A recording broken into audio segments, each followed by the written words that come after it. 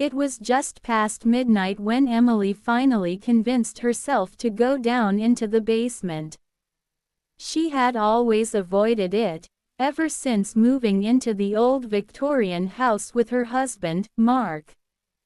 There was something about the basement that didn't feel right, a persistent chill in the air, shadows that seemed to flicker at the edge of her vision, and the faintest whisper that seemed to call her name. Tonight, though, she had no choice. The lights in the house had gone out earlier, leaving only the dim glow of the street lamp through the dusty windows. Mark had gone to bed hours ago, exhausted from work, and Emily couldn't shake the feeling that something in the basement had been moved. She clutched her phone, its flashlight her only source of light, and slowly descended the creaking stairs. The moment she reached the bottom, a wave of cold hit her. The air smelled musty, like damp wood and decay. Emily's heart pounded as she shined her light around the room.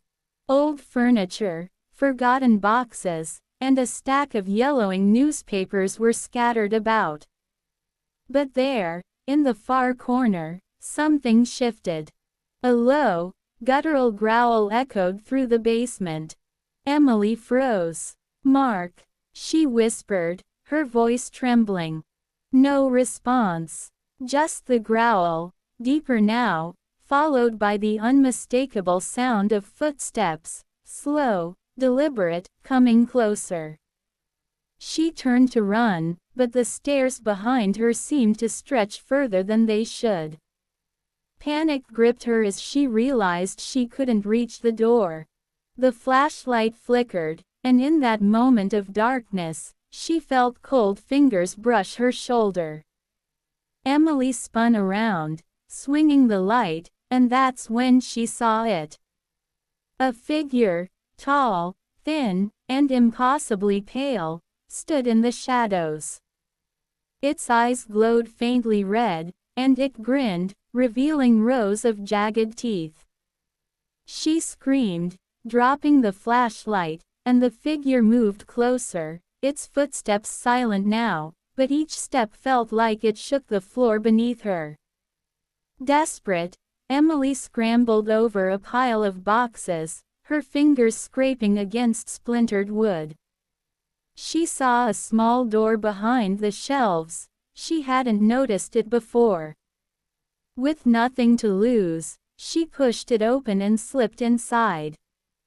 The door closed behind her with a thud, plunging her into near darkness. Inside, the air was even colder, and a faint scratching sound echoed from the walls. She fumbled for her phone, finally turning on the light, and what she saw made her stomach twist.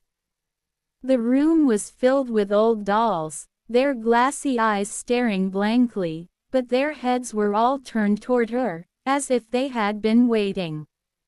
Then came the whispering, soft at first, almost gentle, but growing louder, more insistent. "Emily, Emily," it hissed. She spun around, but the room was empty. The dolls hadn't moved, or had they?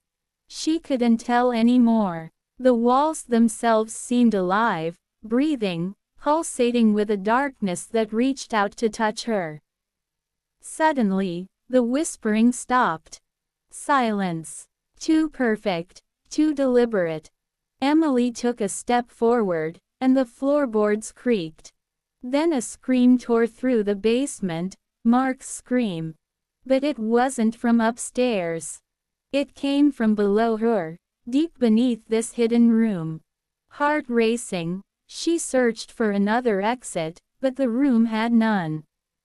The walls seemed to pulse, and the air grew heavier, almost suffocating. Then, from the darkness, a hand shot out, grabbing her ankle. She screamed, yanking free, and stumbled backward into the circle of dolls. The dolls' eyes glowed now, red like embers, and their mouths opened in silent screams. Emily realized with terror that the whispers had come from them all along. Each doll was a vessel, a trapped soul crying out from some ancient evil buried beneath the house. And one of them, the one in the center, was moving toward her on tiny, clawed legs. She turned to run again, but the wall behind her shifted, creating a corridor where none had existed. The doll advanced, its tiny claws clicking on the floor. Emily ran, blindly, until she reached a staircase leading further down, into darkness so deep it swallowed her flashlight's beam. At the bottom, she found herself in a cavernous room.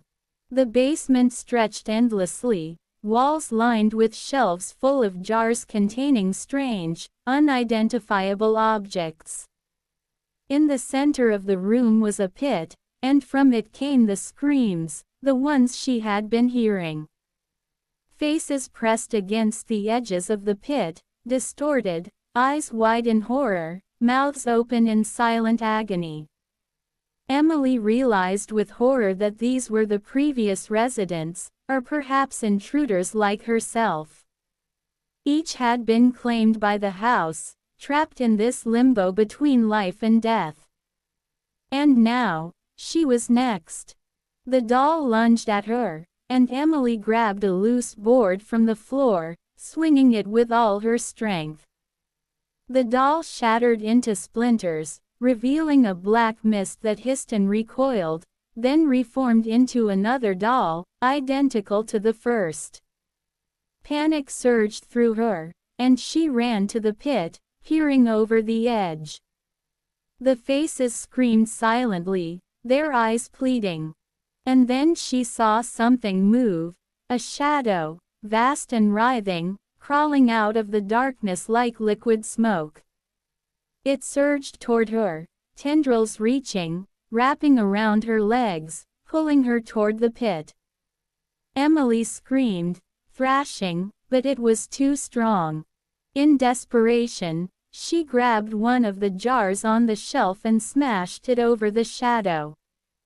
The glass exploded, and the liquid inside, a dark, viscous substance, sizzled on contact with the shadow. It recoiled, shrieking in a sound that shook the walls, and Emily seized the moment to climb the stairs again. The corridor twisted, the walls bending and reshaping themselves, trying to trap her, but she ran blindly, driven by pure terror.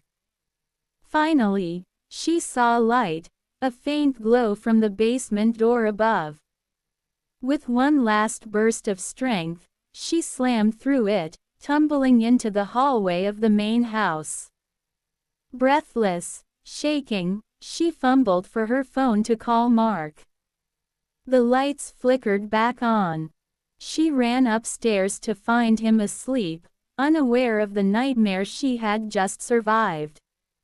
But when she looked back at the basement door, it was gone. Just a blank wall where the stairs had been.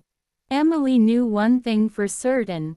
The house had claimed her, and it was only a matter of time before it tried again.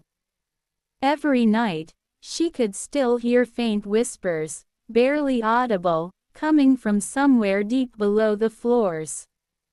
And sometimes, in the dead of night, she swore she could see the dolls watching her from the shadows, waiting for the moment she would descend once more.